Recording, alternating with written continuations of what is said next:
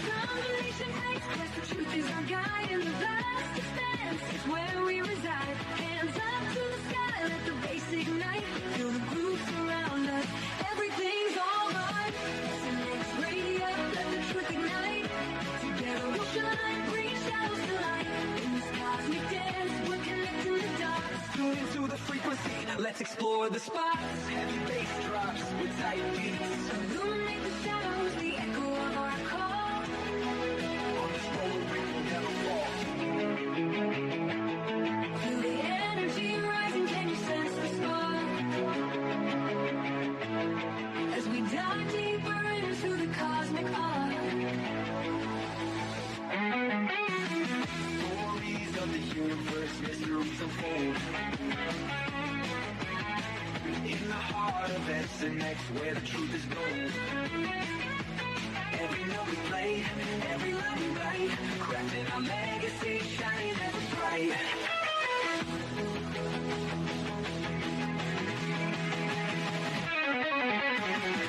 SNX Radio, the truth ignite.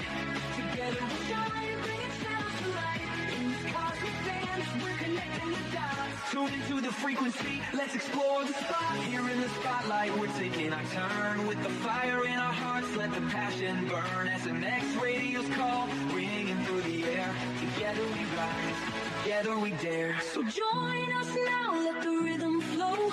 With SNX Radio, we're ready to go. Unraveling the mystery side by side, we stand hand in hand. In this dance of truth, let the story expand.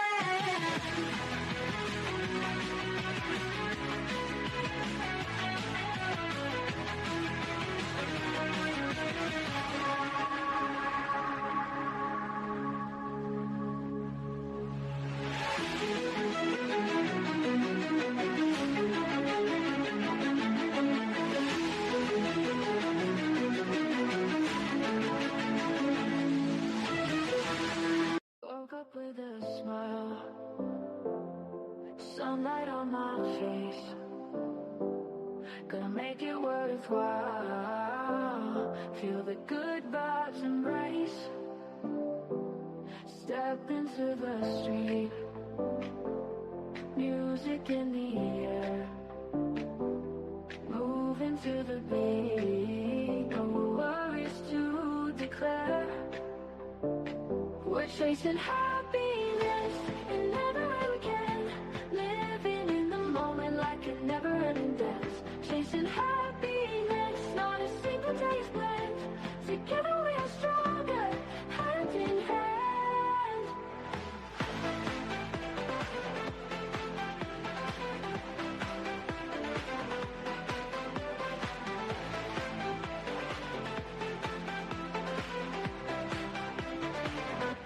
Laughing with my friends, echoes in the park, joy that never ends. Even when it's dark, stars shine in the night, mirror in our eyes. Everything feels right underneath the skies. We're chasing happiness in every way we can. Living in the moment like a never-ending dance. Chasing happiness, not a single day is planned. Together we are stronger, hand in hand.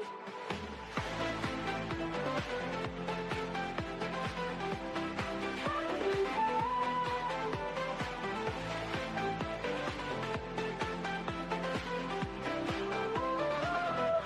Laughing with my friends, echoes in the park,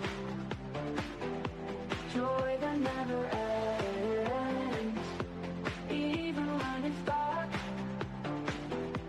stars shine in the night, mirror in our eyes.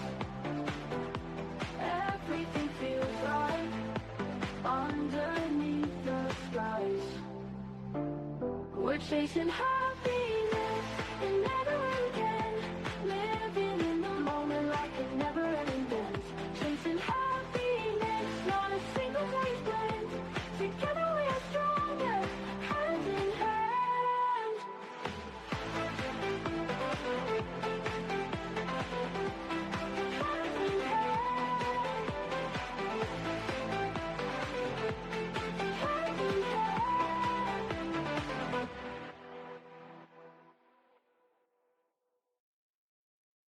woke up with a smile.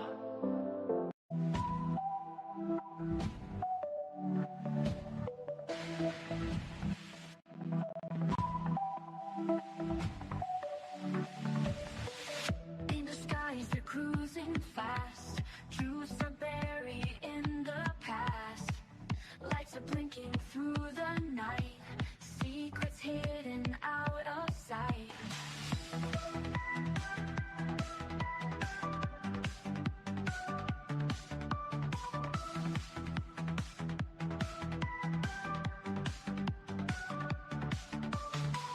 Stars reflecting coded blinks. Messengers from distant links. Whispers travel through the air. Signs of life beyond despair. Let the veil no more disguise. We'll uncover all their lies. Truth embargo meets your end. On this journey we'll transcend.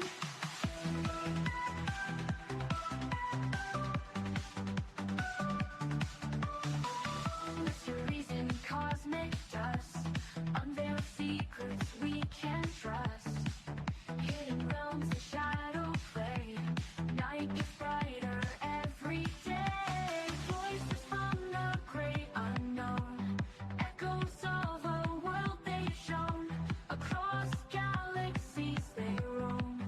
We're not in this fight alone. Lift the veil, no more disguise. We'll uncover all their lies. Truth embargo meets your end. On this journey we'll transcend.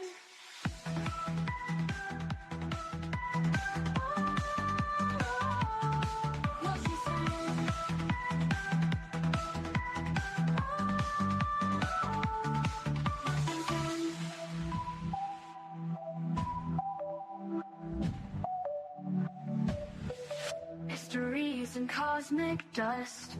Unveil secrets we can trust. Truth embargo meets your end. On this journey we'll transcend.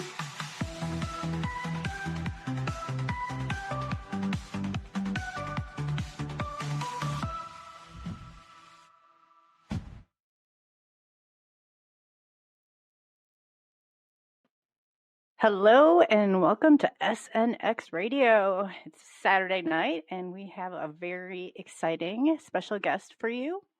Tonight we have Steve Bassett. And for those of you who aren't aware of who he is, and I don't think there's hardly anybody who isn't, he's a researcher, author, speaker, advocate, activist, political activist, prominent figure in disclosure movement, founder of the Paradigm Research Group, the PRG, a nonprofit organization, and co-founder of the Hollywood Disclosure Alliance. He's been leading the lobbyist efforts in Washington D.C. First lobbyist advocating for transparency and ET UFO disclosure. So, in 1966, to end the truth embargo via their official government disclosure confirmation. So he's pushing for the government to come forward and tell us UFOs are real and then push us into what he calls post-disclosure. Or to do that, we have to end the truth embargo. So right now he's working to help bring even more comprehensive congressional hearings in the U.S. House and Senate for a growing list of UFO witnesses. This includes an activist project titled Shiftstorm, hosted X Conference 2005. He's done just so much, and I'll have him tell you too, because he's got it set up through Shiftstorm, so you can contact your local representatives. But without further ado, let's bring Mr. Bassett on the stage. Hi, Steve. Hello, Stephen. Uh-oh. Oh, you know what? Maybe he's muted here. James Carville there was you a very go. political figure. I'm sorry, you were muted for just a second, so we got you unmuted there. Am I back on? You're back on, yes. Yeah, okay. So it's James Carville. Look, the Shiftstorm is already past its shelf life, but it's going to be repurposed here soon. So you have to go there now, but it's essentially set up to make it easy for people to connect to their representatives via Twitter or X, as opposed to emails, which is actually not an ineffective way to do it, and it's easier. And so I'm going to repurpose that soon, and we'll get that back up. It's not on the website right now. Oh, okay. Well, we'll forget that. But there's a lot going on Now. There's plenty I'd like going to hear on. what's going on. Yeah. Tell us. Sure. What's going on there? Well, how can I put this? I think for most people, it's difficult to appreciate what's happening as they go about their lives, dealing with all the things they have to deal with. They're in the middle, right? They're literally in the game. But my job is to sort of pay attention to what's happening almost all the time. That's all I do. And what's happening now is extraordinary at a level which is really hard to compare it to something else. Historians will write huge amount of materials and books and so forth about this, certainly this last 10-year period and the next year or two. It's just off the charts in terms of its complexity, significance, and so forth. So what do we mean? We're going through a major global transformation in which a very long list of serious problems, which have been festering for decades and decades, actually, yeah, for a long time, but certainly in the last 75 years, due to the fact that our population increased, since 1945, 10 billion more people have been born into this world. That's a total of then 12 billion. And there's 8.3 billion now still living, compared to 2.3 in 1945. So that 10 more billion people have come into the world. And during that period, instead of making the decision to step way back from country warfare, which we've been doing forever, take advantage of that moment. We set up the UN, tried to get some detente worldwide and settle back into some organized countries that are not constantly trying to cut each other's throat. We didn't do that. We took advantage of the nuclear weapons, everybody armed up, and then everybody, of course, was then at every other country's throat. We came up with the idea of mutual assured destruction, meaning we're going to build unbelievable numbers of these weapons, but we could never use them because everyone would die, etc., unless, of course, there was an accident. And the net result of all this is that since 1945, the sum total of all the countries and sovereign territories, which represents maybe about almost 200, and it represents the population of the planet, those governments have spent, adjusted for inflation, based on some research I've done, somewhere in the range of $150 trillion, not on food, or clothing, or shelter, not on infrastructure, right? On war, military, defense, bases, all of it. Probably 100,000, maybe 120,000 nukes have been built. Many have retired during that period. And of course, submarines, all 9 yards, $150 trillion. This is all in the name of peace. Yeah, all in the name of peace. Well, you see, that was going to be a problem, because the 10 billion people that have been born since we had 2.3 billion people in 1945 put enormous pressure on governments to provide, or at least have an organized society where people can live a life. And they didn't have the money. They spent the trillions of dollars on their war toys. And so these people suffered and died of starvation. They were used, enslaved, whatever. Billions of people have been extremely unhappy and didn't have the basic needs. At the same time, we were also ripping the environment apart, creating another range of problems. And that's 75 years of this situation, which has created a very, very bad outcome. So how do we account for this? How do we fix this? We got 8.5 billion, 3 billion people. We're still spending in the range of 10 trillion, maybe more a year. We don't have the resources to take care of everyone. That's creating terrorism, mass migration, unrest, political unrest. And what do? We're just continuing to do exactly the same as we have, except that things are now, the wheels are falling off. For those that are not paying attention, it's okay.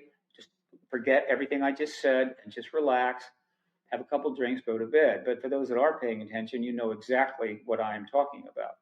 The wheels are really falling off, and things are going to go very, very bad. Now, this has happened before to many, many large civilizations and empires.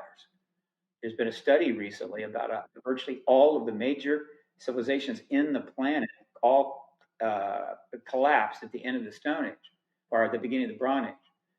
And there's reasons why that happened. Well, they're kind of being duplicated now. So history is going to be fascinated and extensively study what's happening right now and how it ends. If it ends badly, there'll just be less historians to write about it. But if it ends well, it will be one of the most profound times in human existence. Because in addition to the fact that all of the mistakes, blunders, waste that we have conducted as a civilization, the massive amounts of destruction and everything else, something else has been going on in parallel, which has just about come to fruition or to conclusion, a climax. And that is the fact that this planet is not alone. It's not the only living advanced planet civilization in the galaxy. There are many others, and some of them have visited us, maybe a lot, maybe going back a long time. But their current engagement of us in this era, where we are very advanced, high-tech civilization, we are spacefaring. So we're not the primitive or the relatively primitive ancients that they've hung out with like gods. This is something else. We are almost on a reasonable level with some of these civilizations. And so they have been pushing in various ways us to acknowledge this in an event that I call disclosure, capital D. Citizen awareness is not the same thing. Disclosure is a formal confirmation by nations, their heads of state, so that the doors open, the evidence and materials come out, the science is available to all, and we actually go into ultimately open dialogue with these extraterrestrials. That's a big deal. I'm not saying that the engagement of the ancient Egyptians, if they had contact with ETs, wasn't a big deal. Maybe it built a couple of pyramids, but it's nothing compared to what's happening right now. So these things are occurring simultaneously, and it gets better because they're interconnected. And so what do I mean? Well, we're talking about a 75-year period right after World War II, where the human race had a chance to get its act together and not just spend the rest of its existence slaughtering each other and wasting trillions of dollars on basically crap, instead of providing a life and a place to live and a way to function as an intelligent human being to the whole human race and not a few elite. So it's about the same time period. But after we dropped the bombs in Hiroshima, crap started turning up, being seen around the world. This wasn't really noted because it was back then, in those first couple of years, 46, 47. It wasn't too noted, but there was apparently enough activity that a couple of them crashed at Roswell. And at that point, the United States got the vehicles and the dead bodies and one living body, one living ET. So at that point, the game was on, right? So it's 1947. And the ET issue is now absolutely in play. And a lot of what's going to happen next depends on what the United States chooses to do. And what the United States chooses to do is to embargo the issue after some consideration and make a decision to defer the truth on this getting out, embargo it, deny it, confuse, obfuscate, whatever the hell you got to do. But the people don't have a need to know or right to know at this point. And so we're going to embargo it. And then what happened after that is the nuclear arms race, which puts the world under greater and greater threat each year after 1947, relentlessly. All right, in which we had near misses, we had some accidents, and we could have had nuclear exchanges, but we somehow got through it. but we shouldn't be patting ourselves on the back. This goes on for until like the mid-1980s, and we've got about 80,000 nukes in stockpiles and on launch readiness. And it's getting pretty ugly. And then something extraordinary happened. The blood feud between the United States and the Soviet Union in particular was resolved. The Soviet Union stepped back, released 14 of its republics, a huge amount of people in landmass, though they still have the largest landmass in the world. It's the Russian Republic. They outlawed the Communist Party. They brought in religion, and generally started to move toward the West. This was an opportunity of a lifetime. China was watching, as it always does, to see which way the wind blows. But we blew it. The people that just can't live without war. War is their raison d'etre. Made sure that it wasn't going to work. And so before you know it, we have a new Cold War underway of a different type. Proxy wars are taking place. Hundreds of thousands of people are being slaughtered. And we were on that path.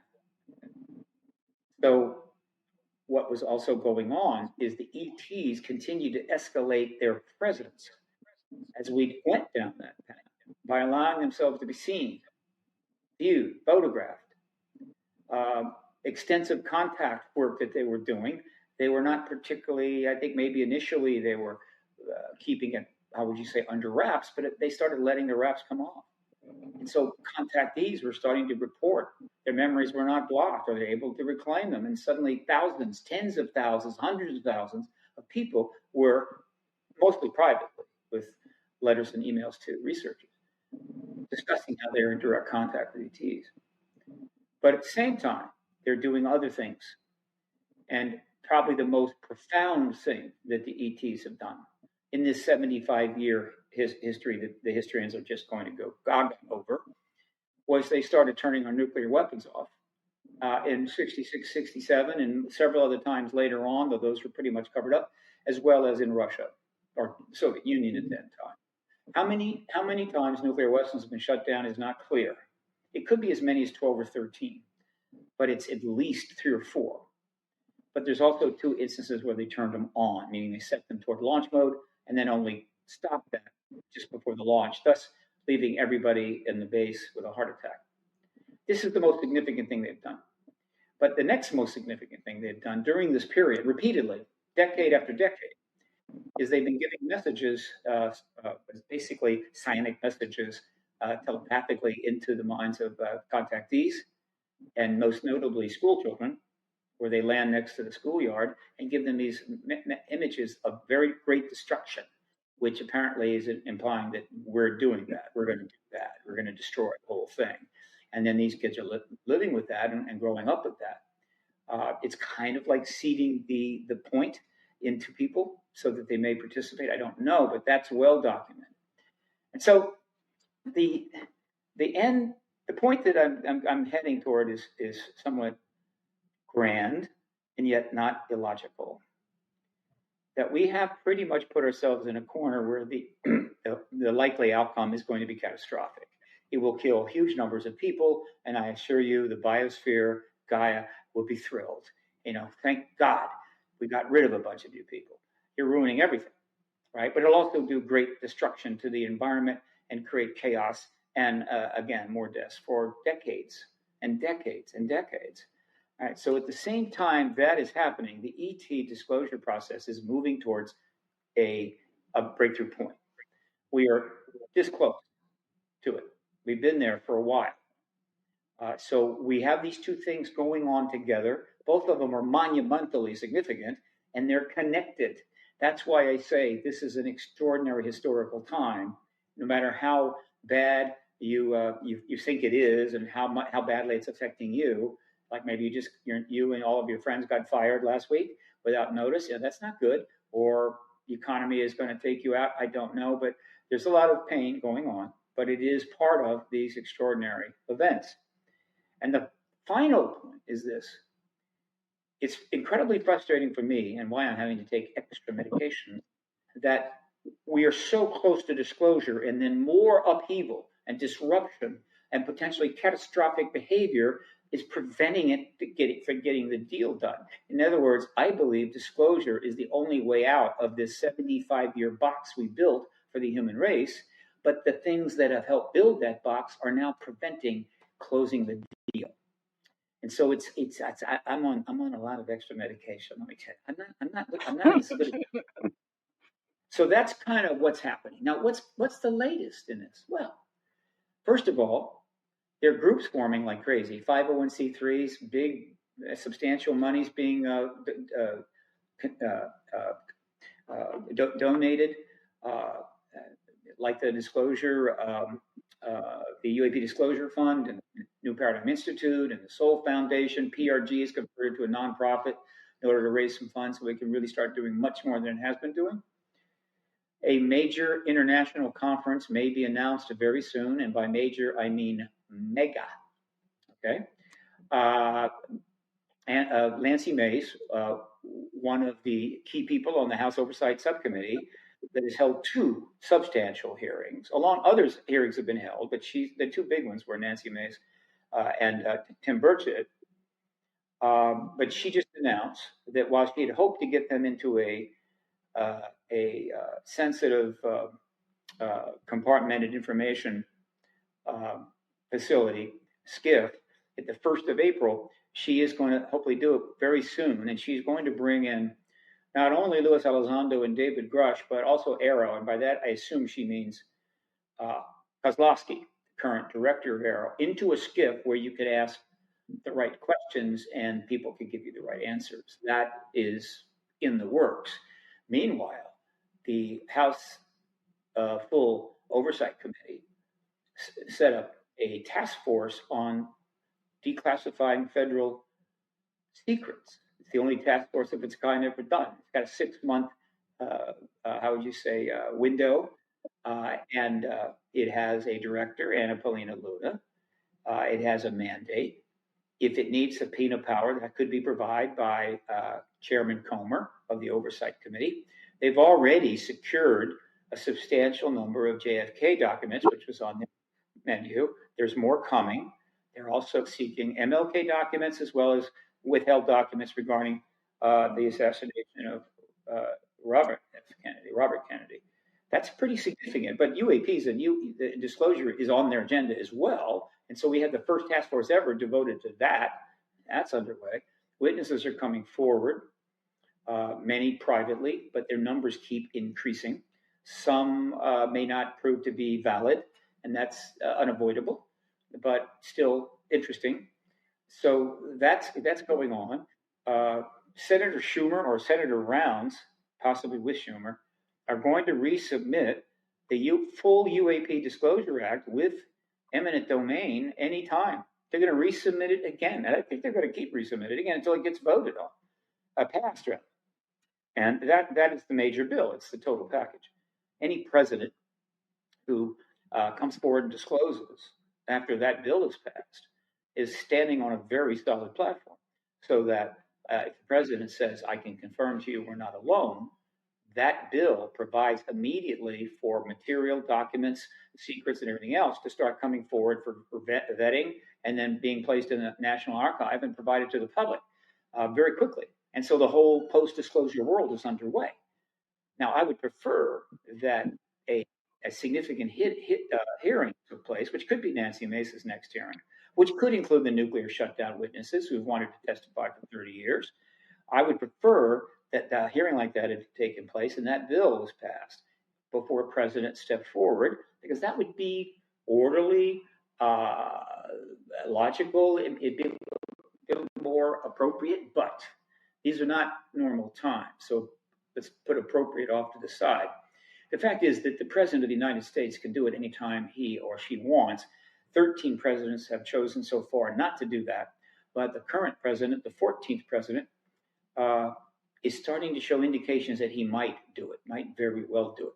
We have hints, we have some things we've noticed that seem to imply it's on the agenda, but a lot of other things are on that same agenda. And these involve the more traditional things that are sort of creating issues in our society. And so the disclosure thing is kind of being pushed aside a little bit. Nevertheless, current president is a type of individual that does not need a hearing or a law passed. He can just do it. He can call up some of his appointed people at the top agencies and say what's going on, ask around. They come back and say, that looks like David Grush was right. Boom. Comes out and says, look, we got non-human tech, non-human bodies. That's disclosure. Boom, right then. That's disclosure, capital D. And in that instance, we're in the post-disclosure world forever. Okay? They may even divide history up into BD and AD, right? Before disclosure and after disclosure.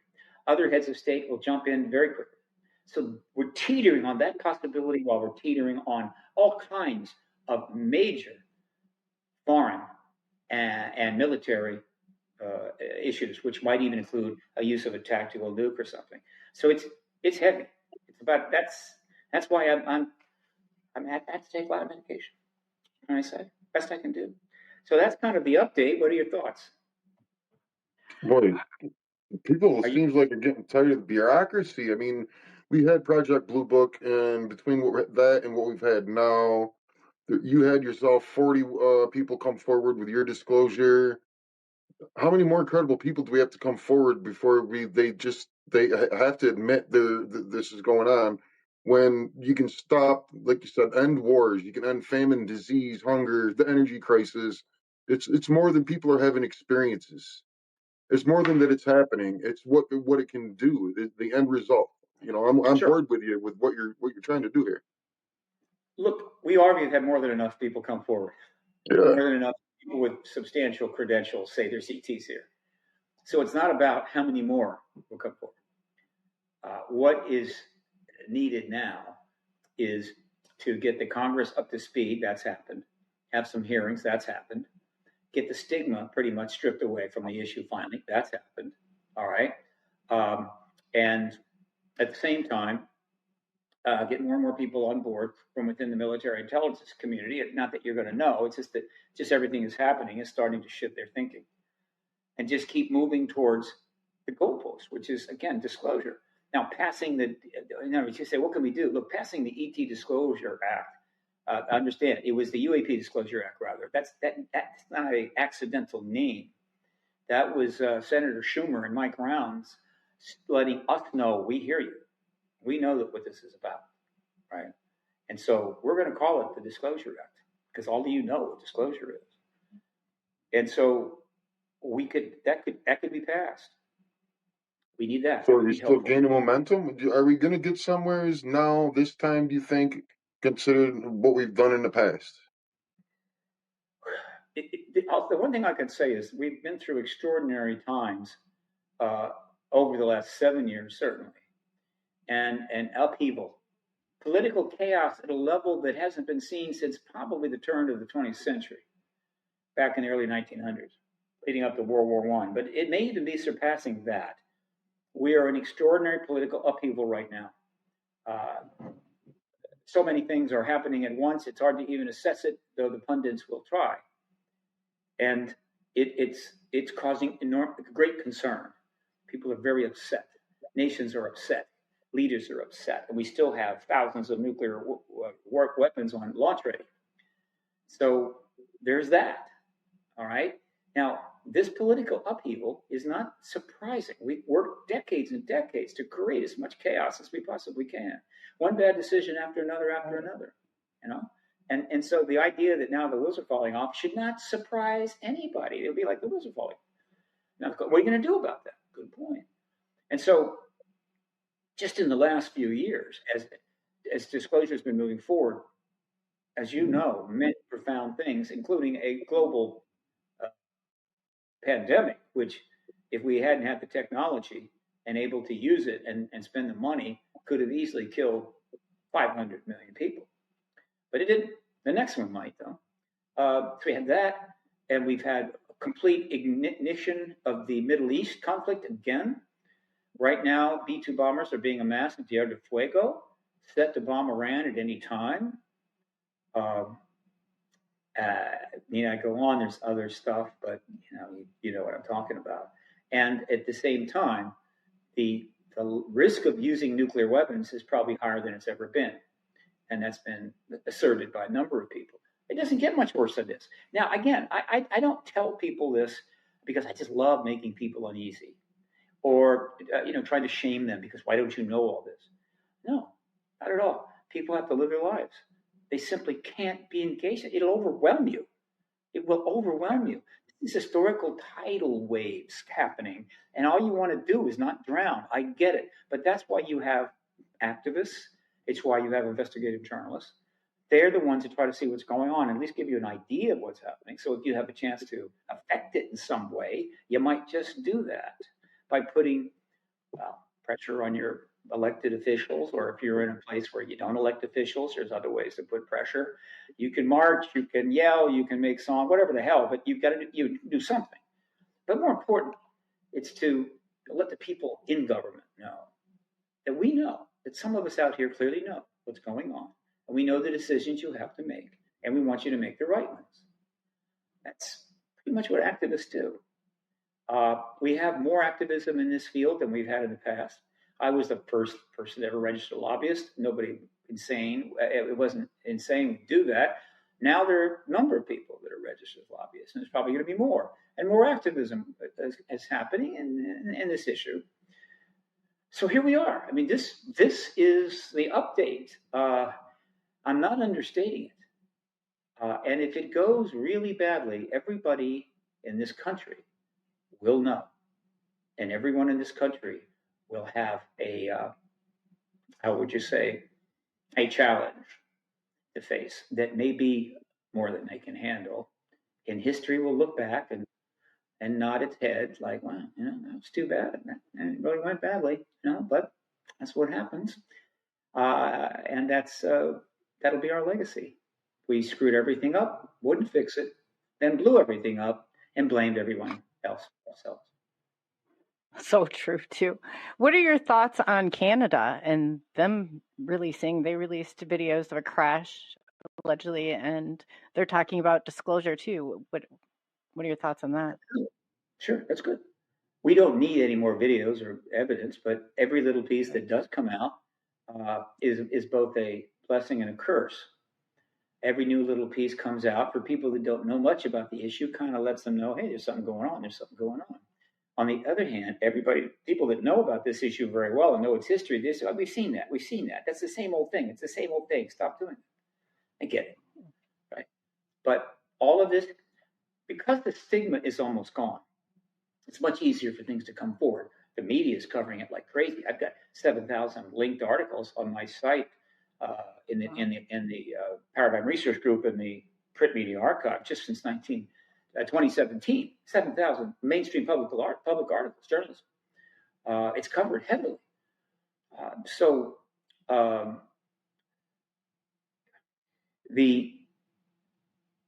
Everything that happens is helpful, but there are certain things that need to happen.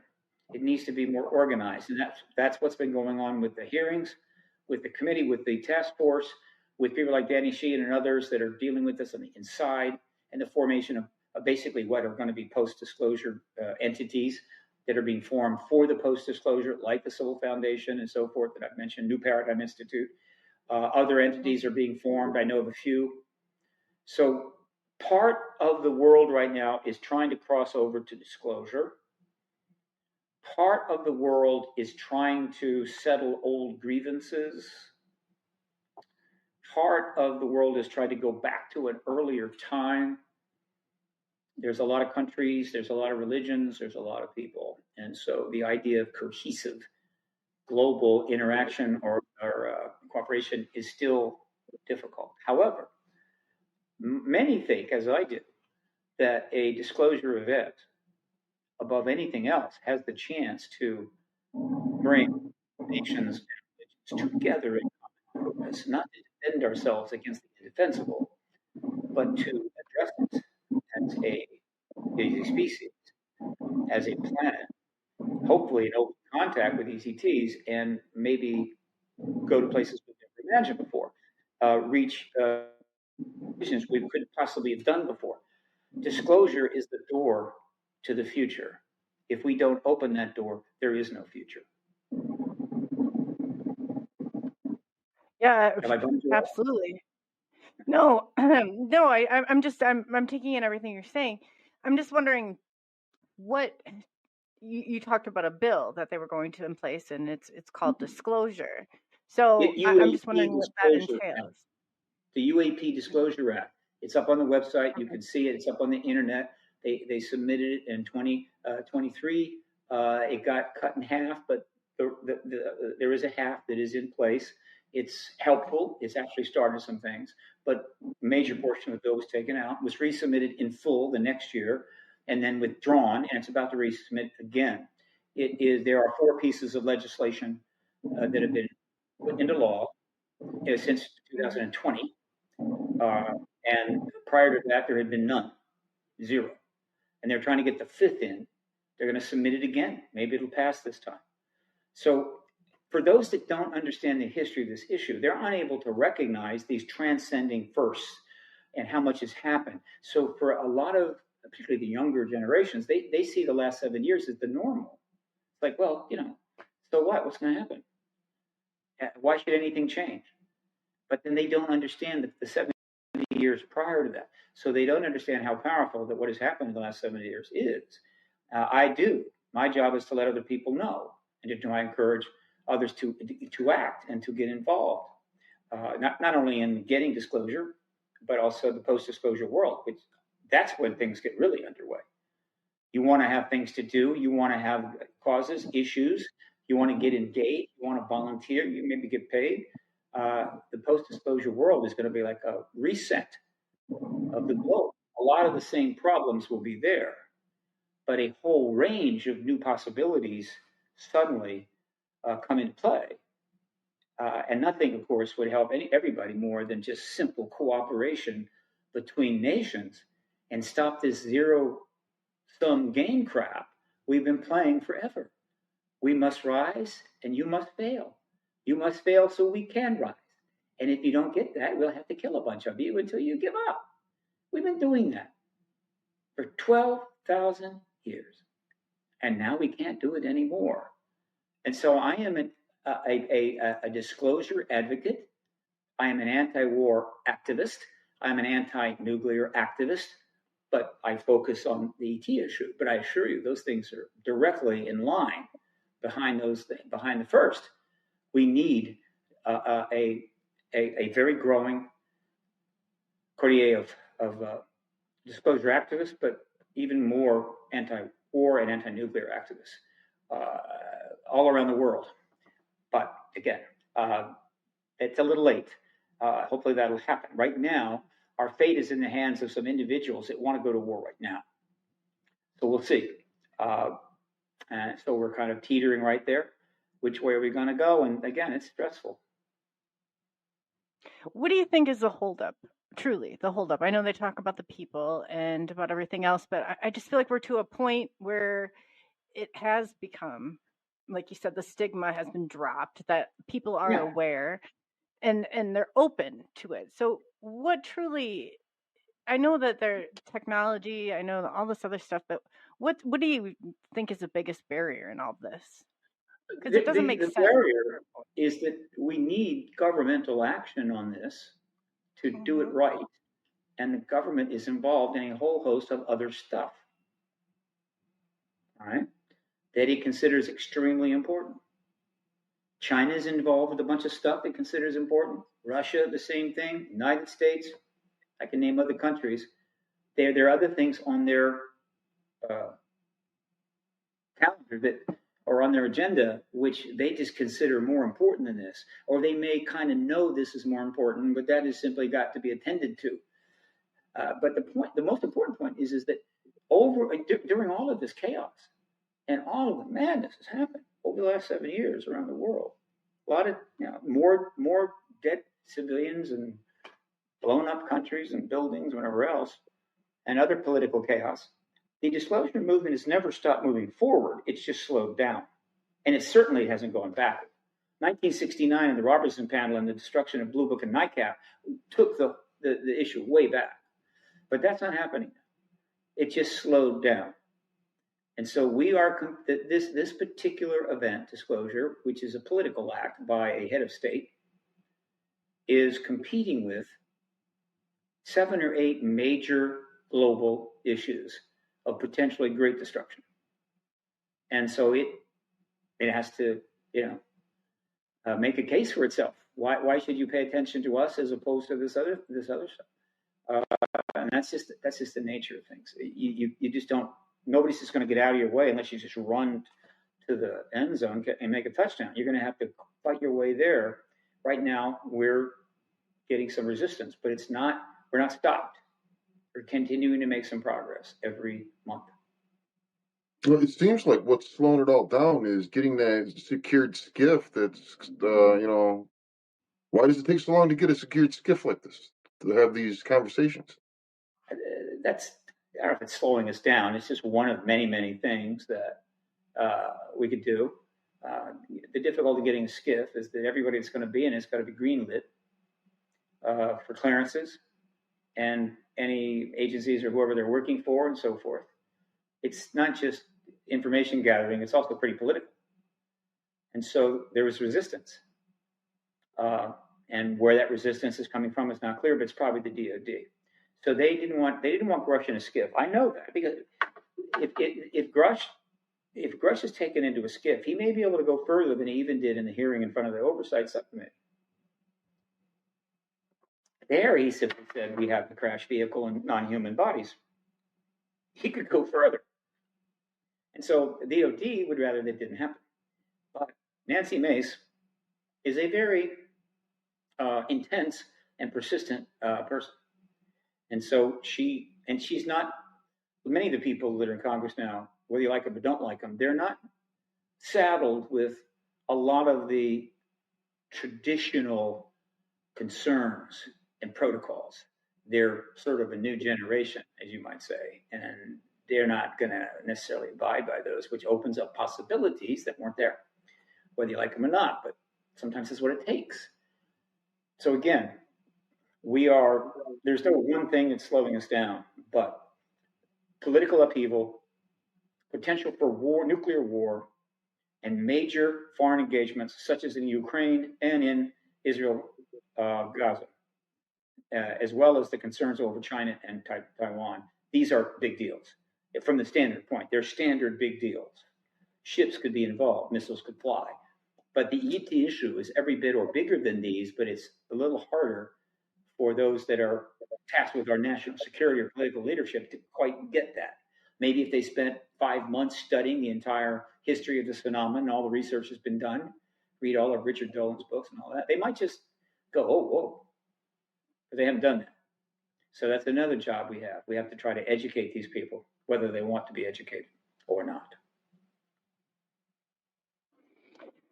Yeah, you definitely hit the nail on the head. And has there been any country that you're aware of that has come out and said, hey, this UFOs are real, they are here, ET is here? No head of state has ever done this.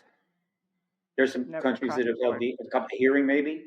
There's been some action in South America, a little Brazil, a little Peru, not much in Canada, but some.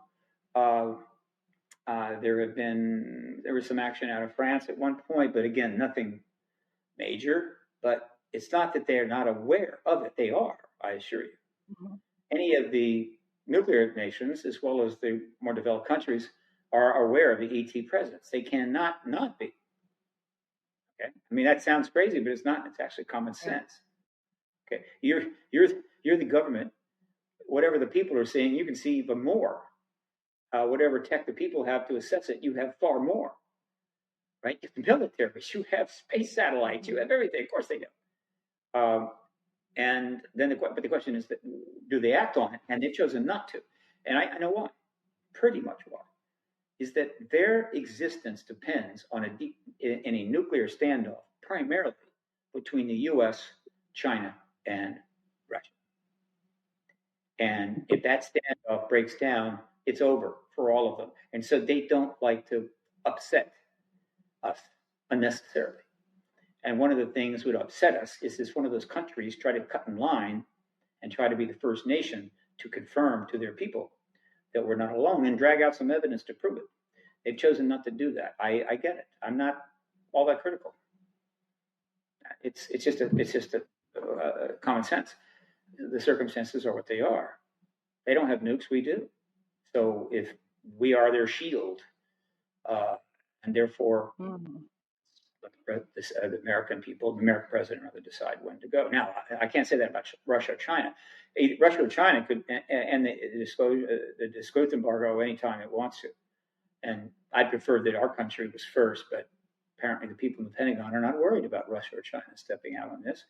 Maybe they know something I don't.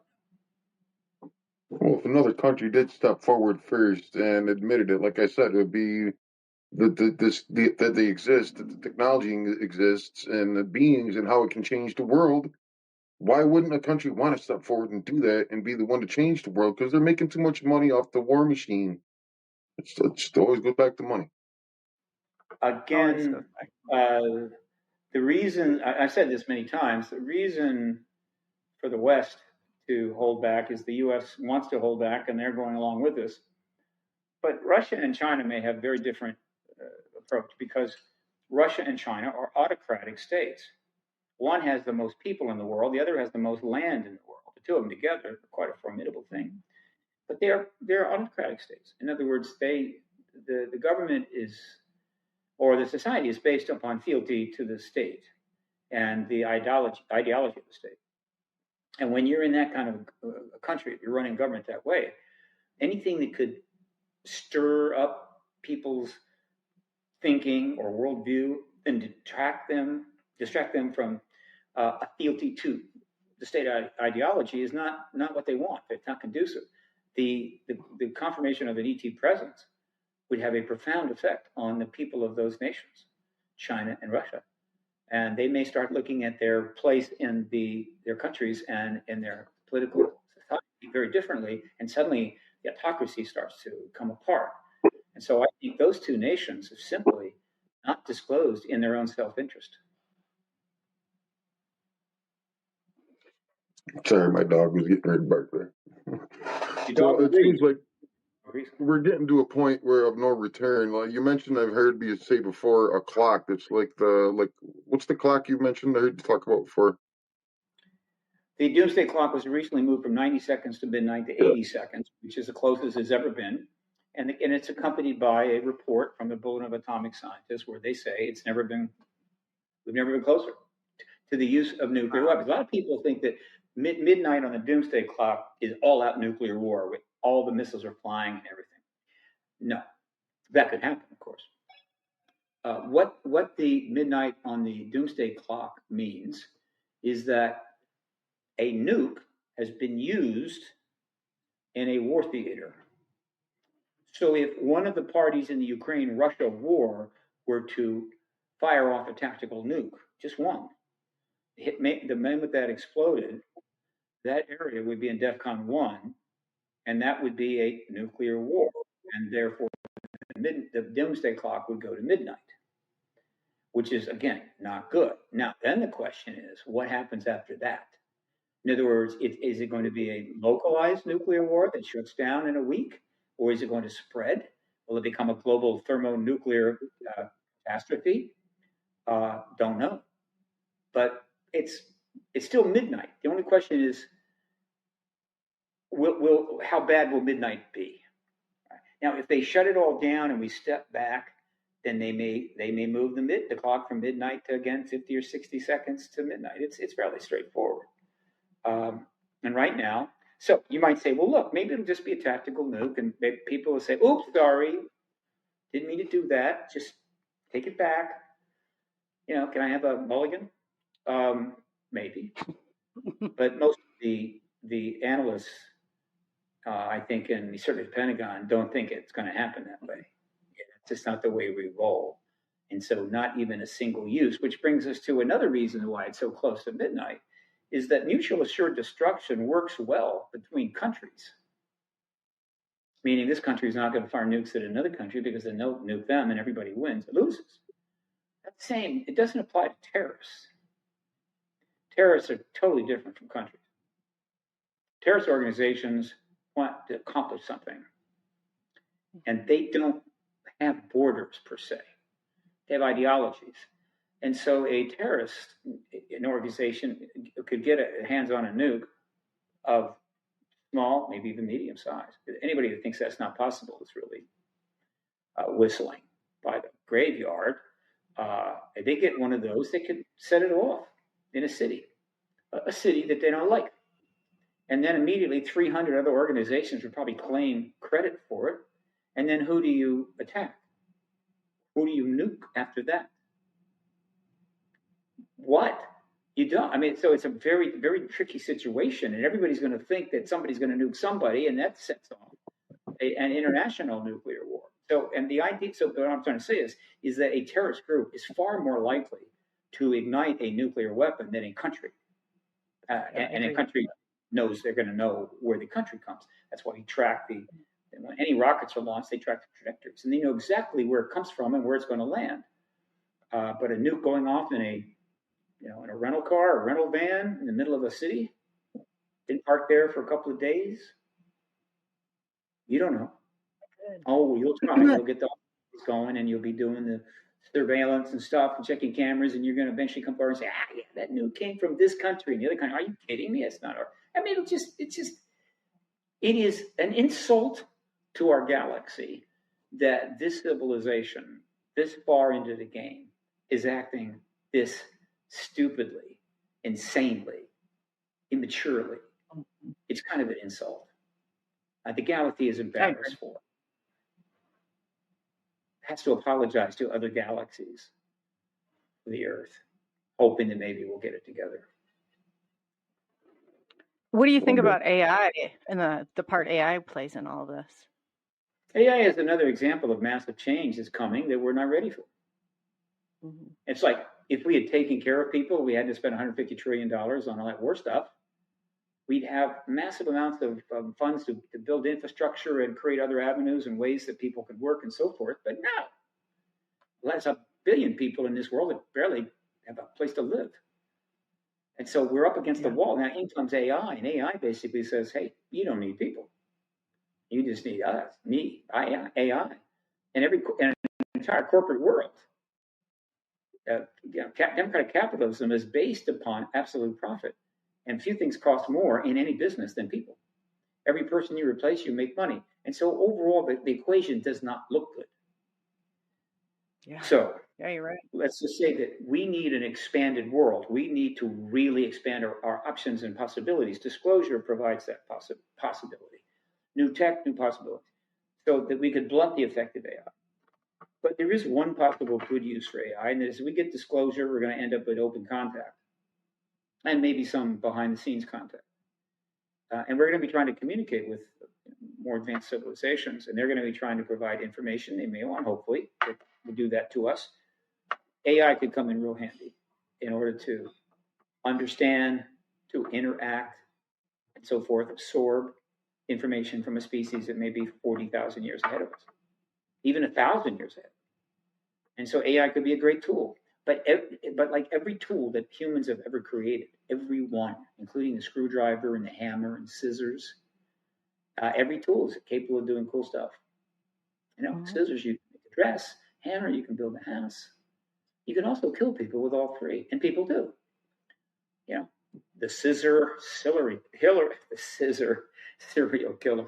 Oh boy, still on the loose. You know what I'm saying? Same thing with nuclear physics. It's a tool. We could use it to create energy, or we can make bombs. Every tool that you could conceive of has a both destructive and a constructive purpose. So AI can be constructive or destructive. Now, the human race, it's always got to explore that destructive option. We just can't not do it. Because remember, we're always being threatened by other humans. We're always under threat. We're constantly worried and constantly under threat. It's always existential. And it's a zero-sum game. I'm sorry, I gotta succeed. That means I'm gonna fail. And that means I gotta take some of my tools and pretty much wipe you off the face of the earth. Whatever. We just can't get out of it. Religion has tried from time to time, but then religions get corrupted, and it's religions are doing the same thing. And then there's other groups that try to bring love and peace and meditation and whatever, and that's fine. It's all good. But has it gotten out of this? No, it hasn't. It's going to take a lot more than that. And we don't have much more time. And I am not blowing smoke. We are up against the wall. And the idea of making people lose sleep at night or trying to be, the what do they call it? The person that's always, Appeasing, yeah. trying to appease somebody. I know it's not cool in a way. It's certainly something you don't do at parties, and I don't. But the fact is, that's the case. And you can believe it or not believe it. You can care about it or not care about it. You can change your life or not change your life. But that's the case. It's almost over, folks. Either do something or you will not even want to be here. Right? Because after a serious nuclear war, you don't want to survive it. You really don't. You want to go in the first couple of minutes. And there's other things that are coming. We're not ready for more plagues. We're doing stuff that's going to create more plagues. We're going to run out of water. We're destroying the oceans. And quickly, too. I mean, we have to wait a long time for this. I mean, it could be any time. It's a shame, really, because so much promise. Yeah, no, I definitely agree. And I'd love to pick up a conversation. We are at the top of the hour, so we're going to take a little bit of a 5-minute break. And I have an abundance of questions to ask you. I may have some more time. It depends on something that's going on right here, but I'll let you know. You're going to take a break, and I'll check on my situation, okay? Perfect. Sounds good. I'll go ahead and... So, SNX Radio, we are going on with the top of the hour break here. So we'll give you some music to listen to while we are away. So let the music play.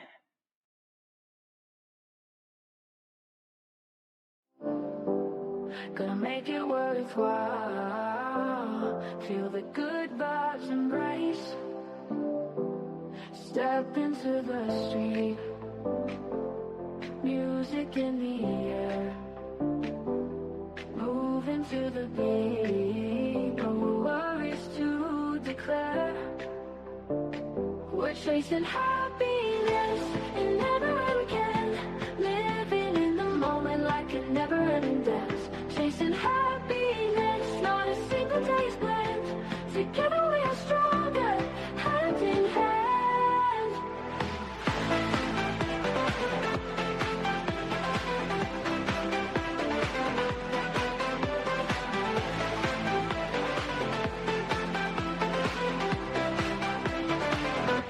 Laughing with my friends, echoes in the park, joy that never ends, even when it's dark. Stars shine in the night, mirror in our eyes. Everything feels right underneath the skies. We're chasing happiness in every way we can. Living in the moment like a never-ending dance. Chasing happiness, not a single day is planned. Together we are stronger, hand in hand.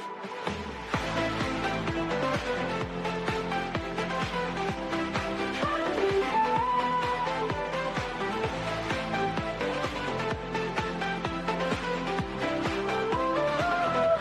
Laughing with my friends, echoes in the park,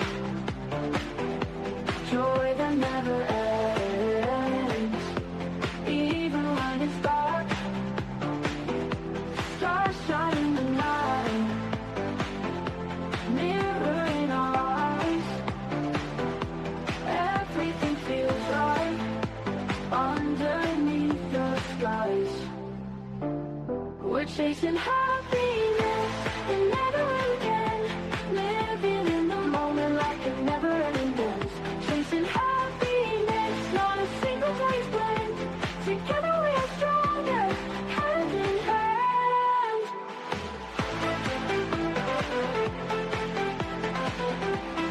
Hand in hand. Hand in hand.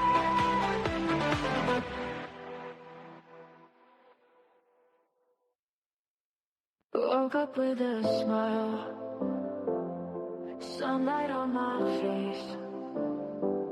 gonna make it worthwhile. Feel the good vibes embrace.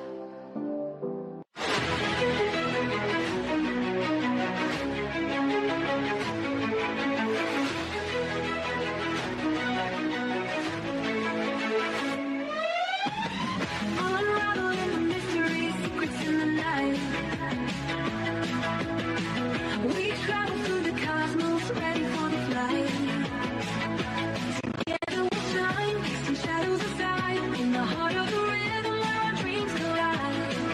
Join the Nation X quest, the truth is our guide. In the vast expanse, it's where we reside. Hands up to the sky, let the bass ignite. Feel the grooves around us, everything's alright. From the Nation X quest, the truth is our guide. In the vast expanse, it's where we reside. Hands up to the sky, let the bass ignite. Feel the grooves surround us, everything's alright. SNX Radio, let the truth ignite. Together we'll shine, bring shadows to light. In this cosmic dance, we're connecting the dots. Tune into the frequency, let's explore the spots. Heavy bass drops with tight beats. Illuminate the shadows, the echo of our call. On this road we will never fall. Feel the energy rising, can you sense the spark? As we dive deeper into the cosmic arc. Stories of the universe, mysteries unfold. In the heart of SNX, where the truth is gold. Every note we play, every line we write, crafting our legacy, shining ever bright.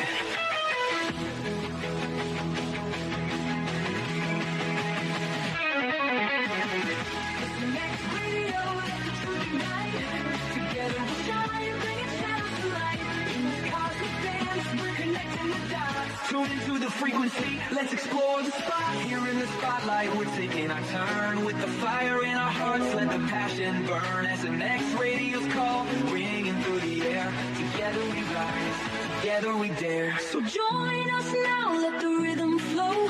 With SNX Radio, we're ready to go. Unraveling the mystery side by side, we stand hand in hand. In this dance of truth, let the story expand.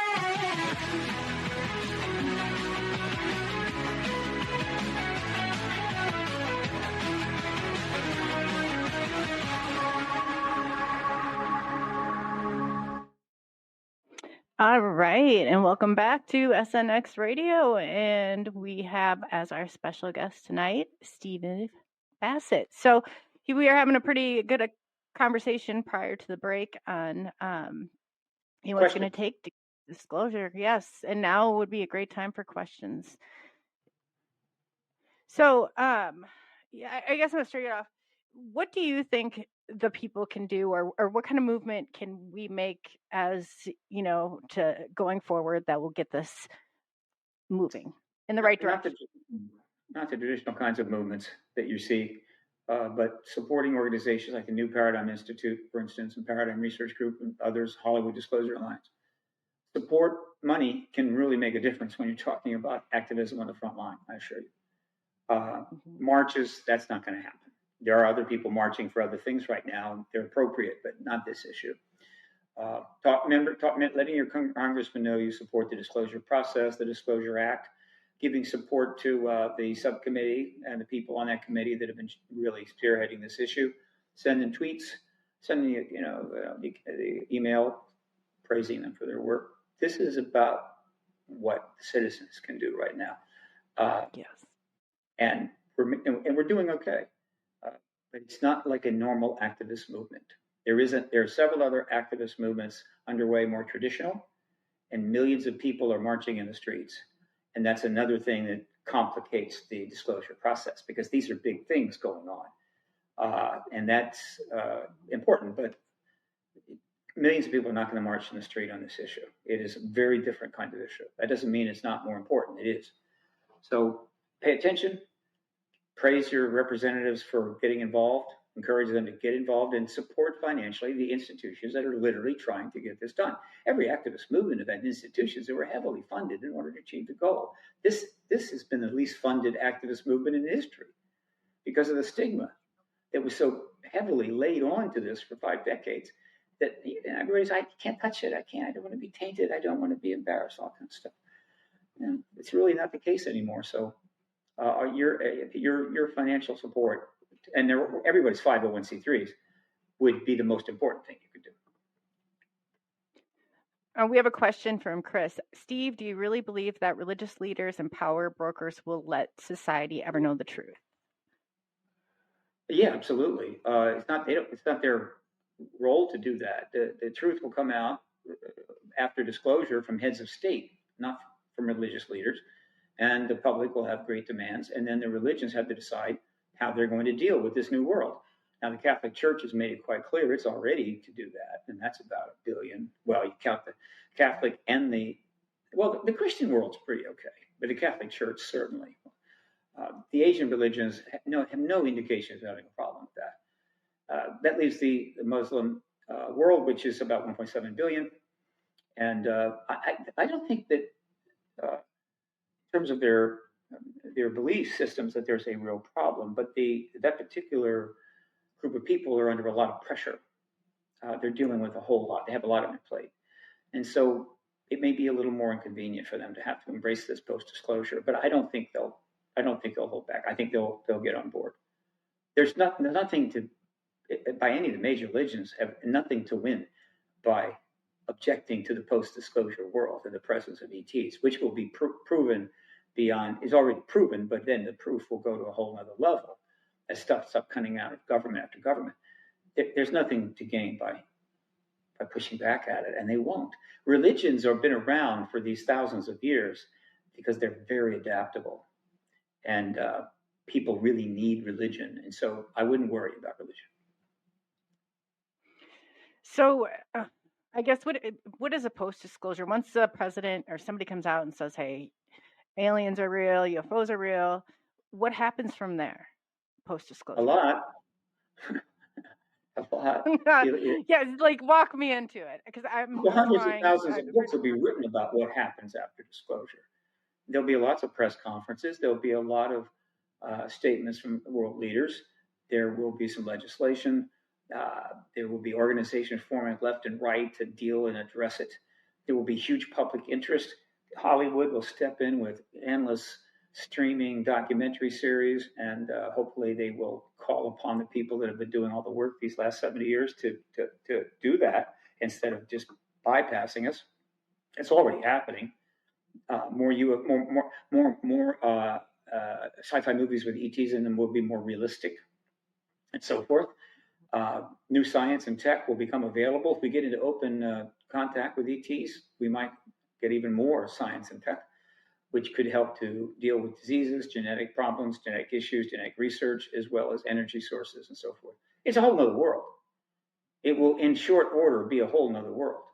Some people think that just the iPhone and game box created a new world. Well, it kind of did. It's a different place. I certainly, a little hard for me to kind of get into it, but that's trivial compared to the new world that will emerge in a post-disclosure reality. And that's about as far as I can go. All I can say is it will be big, and I hope you get to live as many years as possible in that era, because it's been nothing like it. What kind of controls do you think that they're going to put on this? Like, I see AI, and then I'm thinking, how are we going to be able to determine the difference? Because we're going through the 5th industrial revolution. Well, that's a separate matter. I was talking about disclosure. AI is another matter. Yeah. It's just more technology and a tool. If we have to decide legally how to use this tool. We have to decide how to regulate it. We'll give it, what guardrails to put up, or we won't. But we have that ability if we choose to do it. We usually always kind of choose poorly. But whatever, these tools and this science is going to come along. The problem is not new science and new tech.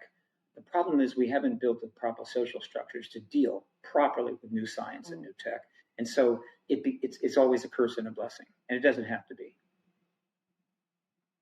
Yeah, I get that. I guess I'm just wondering, with the use of AI and the government having control of the narrative, how that doesn't ever end well for anybody. So I was curious. If the government does that, it's abuse. If people use AI to create fake this and fake that and create havoc, then it's abuse. Yeah, I agree. What can I say? And the government can abuse it. People can abuse it.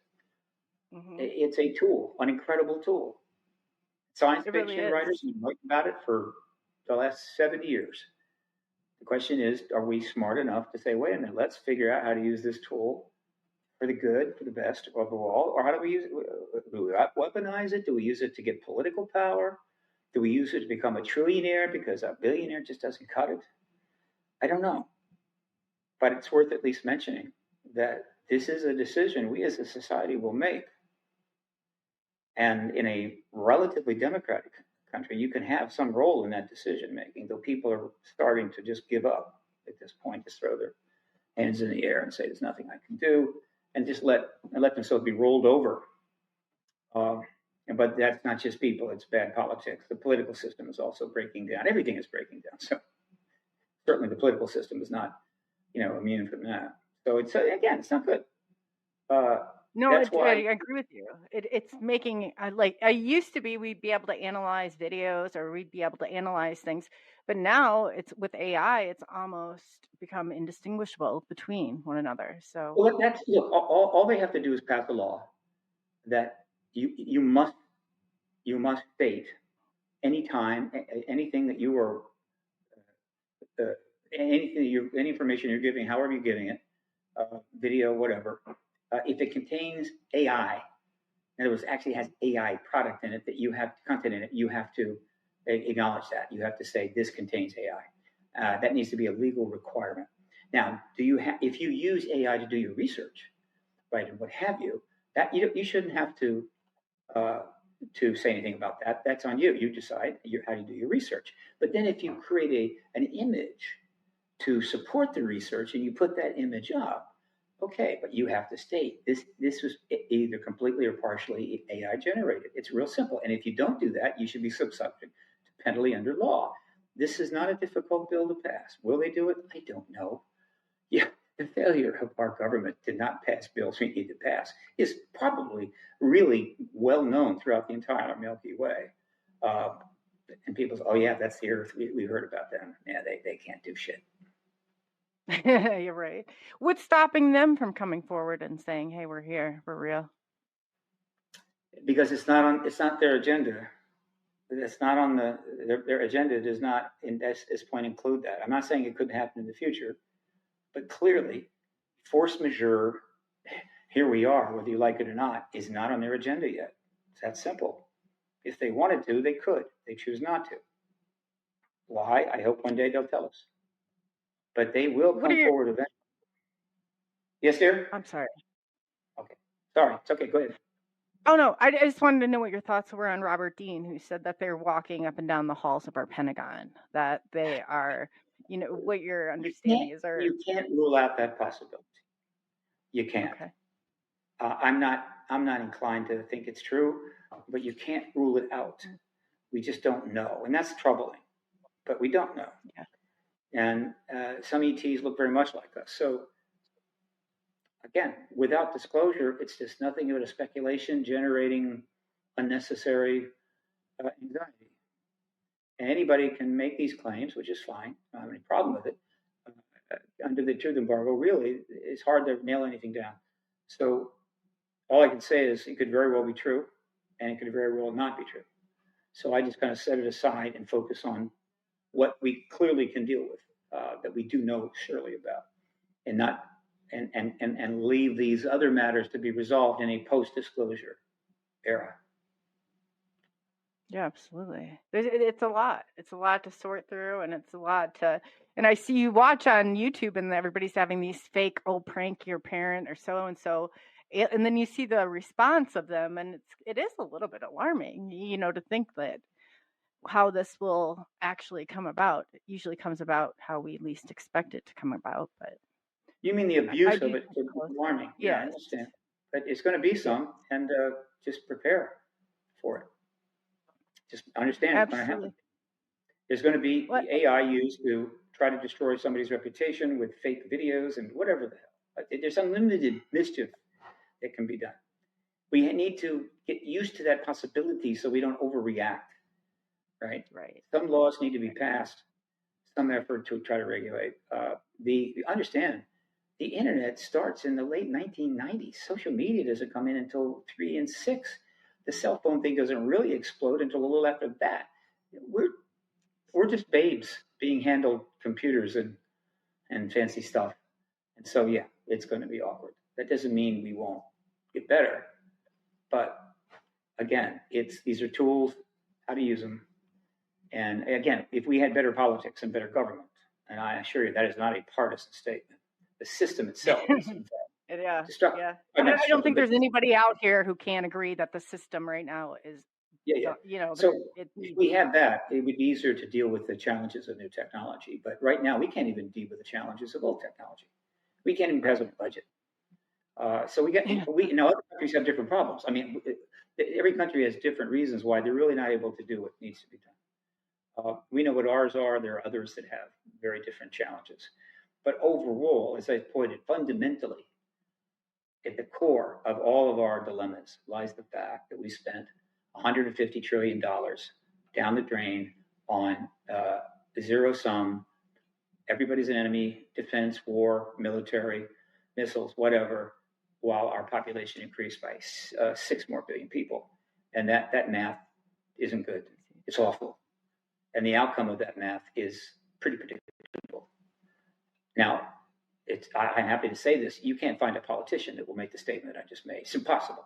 There are a few that have kind of gone there, but then they back off for a couple of years. Public figures just don't go there. They don't think that, well, for one reason, they don't want to scare the public and they think they'll lose their job. So people just don't talk about this. Certainly politicians don't. Thus, the American people. That bothers me. That really bothers me. When you said that really bothers me. The fact that they don't, because they're funded and they're in there when they should be doing the right thing. It's like everybody's more worried if they're going to be reelected or how they're going to be viewed. But it's that's the true right thing. All things. Yeah. There's reasons why they won't tell you this, but there's many. But one of them is they don't want to scare you. 2, they don't think you can handle it. 3, it could cost them a job or less funding, and so they just don't tell you. The Bulletin of Atomic Scientists does what it can do, moves the clock a little closer. Some of the activists go to the extreme. Some of the climate dangers ahead have been overstated in order to get attention, to get money. This is a mistake, but I understand why it happens. And that tends to make it a little more difficult to come to common purpose on this. But the situation is dire. But you don't want to believe it, that's perfectly okay. I have nothing to gain by saying that. I don't have kids, wife, dogs, cats that I'm trying to take care of by putting out false information, or if I did have kids and so forth, I'd be even more anxious. I'd be much more anxious, and but probably more willing to then talk about it, because unless we change our ways, then the kids are pretty much screwed. Oh yeah, this next generation. Oh boy. Yeah. Oh boy. I mean, we've had. Go ahead. I was just going to say, what are your thoughts, since Elon Musk has kind of made himself a part of our government and decisions? What are your thoughts on his part in any of this, especially with SpaceX? Do you think he will be the current activities of the present administration are political, partisan, and not my area of expertise, so I don't comment on it. Okay. I just didn't know if Elon Musk would play a part. You just never know. So, who are the major, I guess, players in all this pushing forward, other than, I know you had talked about Joni Ernst before, and I'm just wondering other ones around. The politicians, many politicians have dipped into the issue in our Congress. You've got Mason, you've got Lona, you've got Burchett, you've got Burleson, you've got Moskowitz, you've got Schumer, Rubio, Gillibrand, Browns. That's a lot. And there have been a few others that have dipped in, and they're dipping in important ways, including passing legislation. So that's good. And then in the outside of government, you've got a lot of retired or no longer active people who have great resumes, such as Elizondo and Mellon and Gallaudet and Nell and many others, and of course Grush, so forth. So there's a lot of gravitas there. So there are plenty of people that have really put themselves on the line. And if this issue wasn't so previously tainted and so controversial, probably would have generated a lot of action beyond even what we're seeing. But more are going to come forward, right? More are coming forward, I assure you, because the bar has been dropped, stigma's gone, and so it's hopeless to really think you can hold back this tide. And those that are clinging to the truth embargo within the management of the truth embargo, wherever that is, really it's a losing game. And maybe they just want to hold out as long as they can because they would rather not have to put up with the any criticisms or embarrassment or shame or whatever. Maybe they're just hardcore national security people that if we don't spend $1 trillion a year on military and defense, we're all going to die, as opposed to if we do spend it, we're probably going to die, whatever. But there are plenty of high-level people going all the way back to Keogh, a Marine Corps pilot, good man who came forward early on and said, clearly these are extraterrestrials. And they had to work hard to keep him under wraps. I mean, he did the best he could. And then since then, many people of substance, astronauts and so forth, have come forward and said it's true. But we haven't gotten disclosure, have we? Because it can't come from men. It has to come from the head of state. So what is your thoughts? Does Congress have the security clearance to even get the correct intel? Yes, it does. Okay. It does. Because I have heard that a couple different times that they did not have that. No, not the whole Congress, but there are individuals in Congress who have very high security clearances. Now, one of the problems may be, are they being excluded from USAPs? Are there entities and programs out there that have been subtracted from the system? Unacknowledged special access programs seem to be candidates for that, meaning no matter what your clearance is, you can't get there because it doesn't exist. If that's true, then that's going to have to be fixed and some more laws passed. But they took the black budget and they blacked it out, so now nobody knows even where the funding is going to. And a lot of question is, what is ours? What is our experimental crafts and technology out there? Well, yeah, obviously. If we develop tech that we're using, it's still classified and we don't even know. All of the various scientific benefits that could be taken from this is not available to us until disclosure. They really can't sneak it in. They can sneak some things in, but overall, the big stuff. So again, the human race is being denied extraordinary tools, perhaps, and that the basis for that denial is just no longer stands up.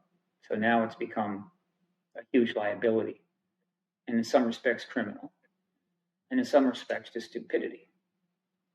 But it has to end. The truth embargo simply has to go. What can I say? So this is probably the closest that you've seen it to disclosure. Absolutely. Never been this close before.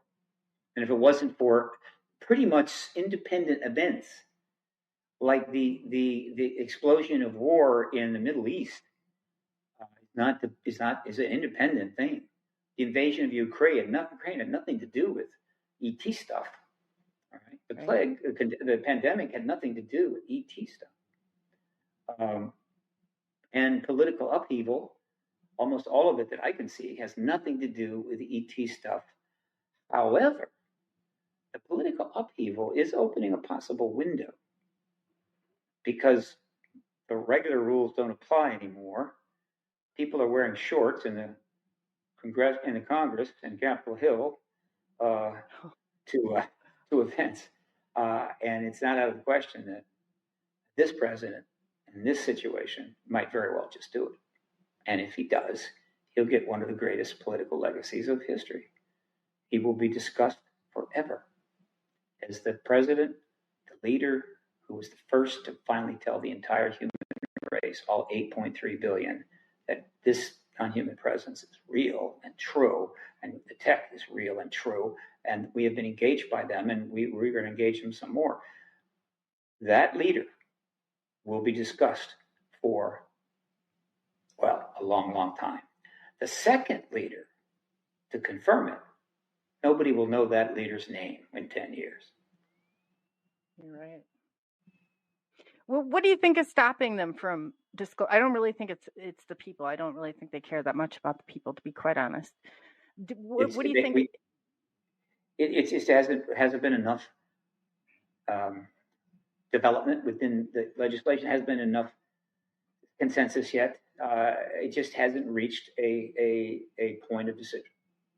And so they want the hype. For that are many. But overall, it's a collective decision inside government to do this, and we haven't reached that point. It's maybe later the historians, if they do massive interviews using AI or whatever, can come up and say, "Oh, here's what was happening." I can't describe what is the reason on any given day. The president just said, "Come out and do it," but there's probably 1,000.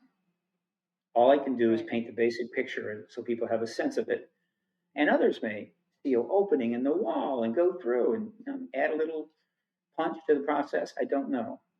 The activist's role is not to dominate or really demand, but primarily to inform and to lead in the sense that they're paying attention, they're letting you know what's going on, they will help point the way.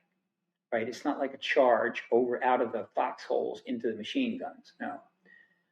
Activism is complicated, but activism in this genre is really complicated and only just getting underway, frankly. But after 70 years of research and effort by citizens, so consequently, we don't need a lot of time to get the activist matter settled, fortunately, but still seems like a long time. Have you ever thought about like a day of disclosure or something where you could get people around the world to out and pushing towards that matter? Have you thought about getting that? people out on their feet? No, I yeah, right. I know. World Disclosure Day years ago. Computer. There's a website called worlddisclosureday.org. I picked July the 8th because July the 8th was the same day that the press release went out, right? And it's also which announced that we have a saucer, but the July 8th is also the second conference or showing by Ramey that evening that no, it's just a weather balloon. And so I made July the 8th to be Disclosure Day. And I didn't have the resources to make a big deal out of it, but I put it out there. And there's been some articles, but UFO Day, it had much more history behind it. So they said you hear a lot about World UFO Day, and I forget what day they picked, but World Disclosure Day, I take it. And if disclosure happens, I will instantly go to that website and change the World Disclosure Day to that day. And I don't know, maybe do some things with that website. Yeah, no, I think that'd be great. Are you kind of getting a database of the people in support? Because I think that's probably important. Well, 5,000 people put in signed on to that, about 5,000, and then it kind of faded out. I still have that list. But this started years ago, so it had no chance of really going anywhere much. But it was just one little thing. I've done a lot of little things like that too. Kind of no, I know you've done a lot for disclosure. Much as I can. I'm just wondering, like, what if you're. I know I started a local grass movement group, and I started a database with all the people, and that way I could send out messages when I needed to, or to get them out when I needed to. But I think that the community right now is they're ready to erupt.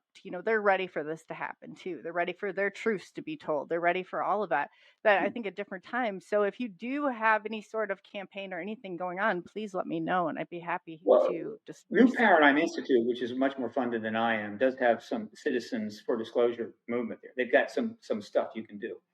So go to New Paradigm Institute. I'm limited in what I can do because I just don't have that kind of funding.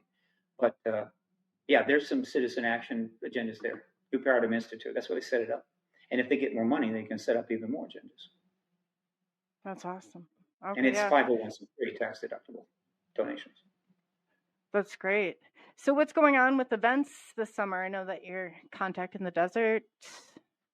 Contact in the Desert is going to be a very wonderful event, and I think set up nicely this time of the year. So it's going to be a little less intense. I'm going to have more time for people to enjoy the resort. We got about 63 speakers and panelists. Oh, wow.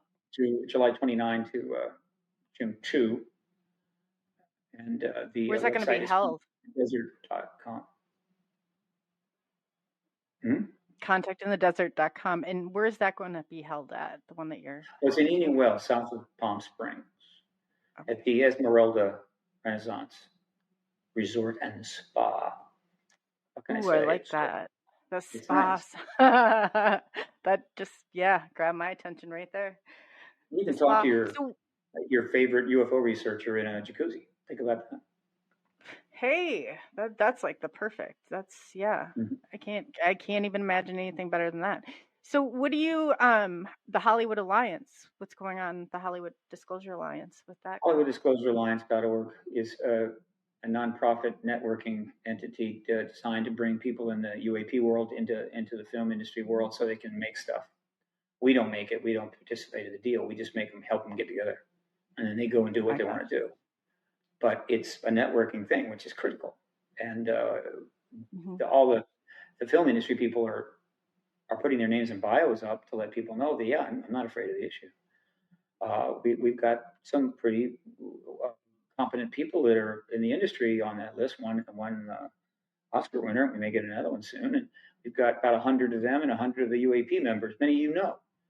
And you can go see all of that on HollywoodDisclosureAlliance.org. If you are in the film industry and into this issue, or you are into this issue and want to connect, get in touch with me or my partner, Dan Harari, through the website and consider possibly being a member, and we'll get back to you on that. We have 205 now. That's awesome. That's awesome. Yeah, no, you definitely have your hands in a lot of stuff. I know you had a situation. I don't know how much time you have left to get going, but I was wondering if there's any last thoughts that you have, or anything you want to leave people with until we meet again. I would say pay attention to if you want to follow all of these developments on the Hill, the news is covering it all. And so if you go to paradigmresearchgroup.org, my website, or just Google Stephen Bassett, comes right up. And you go to projects ongoing, and then you go to Print Media Archive, you can go read them all.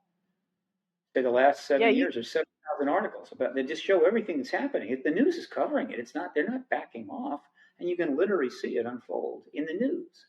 So if you want to really get in, that's a cool thing. You could do that.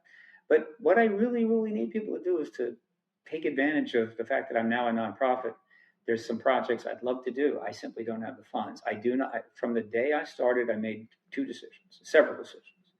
This is 30 years ago. One, I would never put up a paywall, and two, I would not sell merchandise. That it would be funded by supporters and speaking fees. But I didn't go nonprofit for many years for some reasons, but now I am. So I'm a 501c3. And so I just get about 25,000 as one major project I can do right away. And that's a serious conference in Washington, near the White House, on this subject. Nothing but UAP and disclosure speakers. This would be a pretty high-level deal. I've done many of these already. I know how to do it. But it's not something you can just do now and bootstrap it. You just can't do it that way now. We're at another level, so you've got to have seed funding. So if somebody drops about 2025 on me, boom, I'll launch that project immediately, and that will probably lead to other things. But that's one way people can help. There are so many people out there with huge, very large amounts of money. We know that. We have more millionaires in any country. We have, I think, more billionaires. But whatever. The point is that they give huge amounts of sums to all kinds of causes. And that's great, but not this. And the reason is the government's gone to great lengths to taint it, to make you afraid of it, to make you fear it will hurt you. And so they just don't do it. I get it, but we're in a new place now. It's a cool thing to do.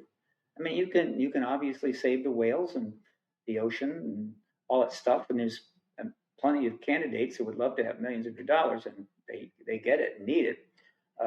But this issue just doesn't get funded, and that really can change, but not yet. I'm hoping people will understand that this is the most profound issue in history, and if you're helping to make that happen, I think it's going to be a very self-satisfying and productive thing to do.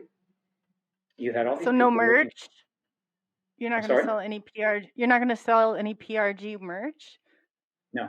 merchandise? And No. the Hollywood Disclosure Alliance is, but it fits to it. The way what it is, it's no problem.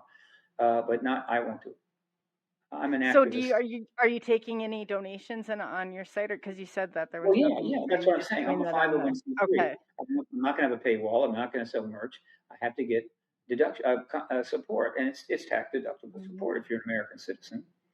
Yeah. And that's why I set it up. And yeah, there's a full donation section there. It's very professional, and I'm just hoping that somebody gets it and realize, wow, this is a big thing going down here, and here's how I can help. Now, some of these other organizations, they're looking for $1 million, and they'll get it, I think, and that's fine. I'm small. I don't need $1 million. I just need enough to keep making things happen and doing projects. That's where things are at now. Thank you for letting me put that out. Paradigm Research Group. Oh no, yeah. And the website is under construction. There's going to be a lot more added and changed there. So it's not, whatever, what is there is okay, but it's not organized the way I want it to fully, but that's coming too. So.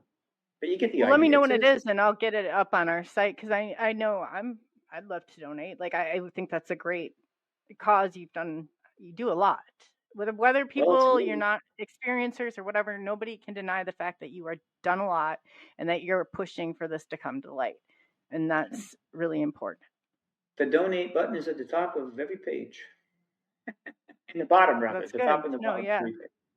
All right, well, look, I've got to go.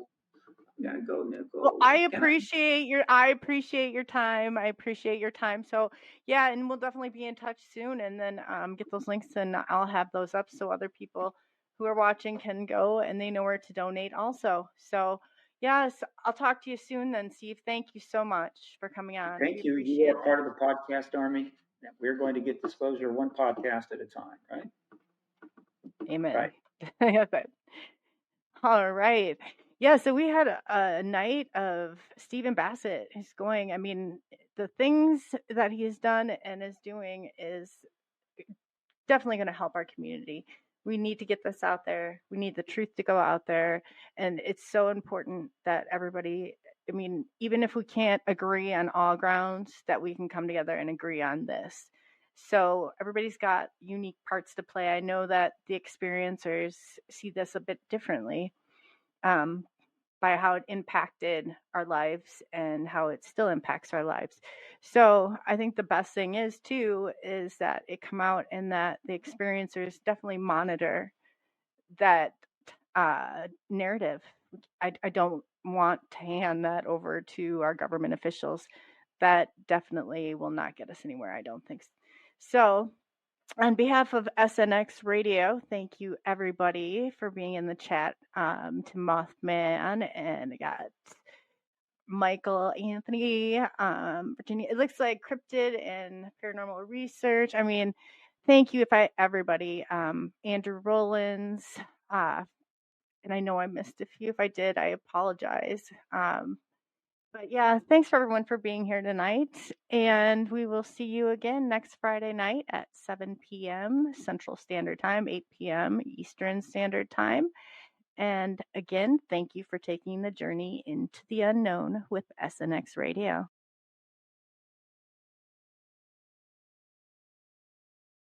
Let's explore the spots. Heavy bass drops with tight beats. Illuminate the shadows, the echo of our call.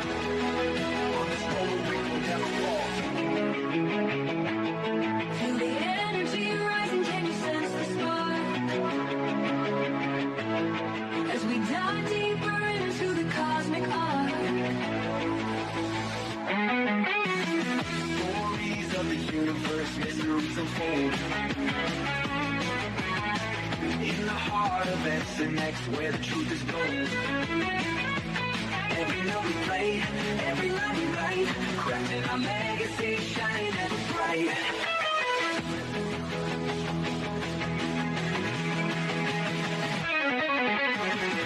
SNX Radio, let the truth unite. Together we'll shine, bringing shadows to light. In this cosmic dance, we're connecting the dots. Tune into the frequency, let's explore the spot. Here in the spotlight, we're taking our turn. With the fire in our hearts, let the passion burn. SNX Radio's call, ringing through the air. Together we rise. together we dare. So join us now, let the rhythm flow. With SNX Radio, we're ready to go. Unraveling the mystery side by side, we stand hand in hand. In this dance of truth, let the story expand.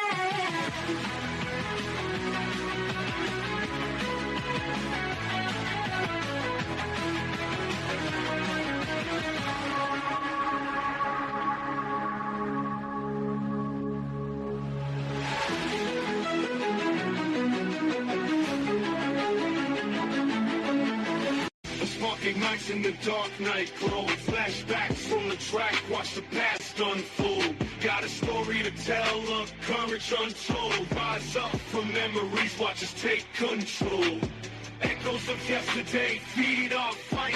From shadows to light, we'll take flight. In this race, embrace our might. Hold our dreams, got the future in sight. Rise up high, let courage unbind. Erase the past, keep future in mind. Every step forward, no looking behind. We own this moment, leave fear confined.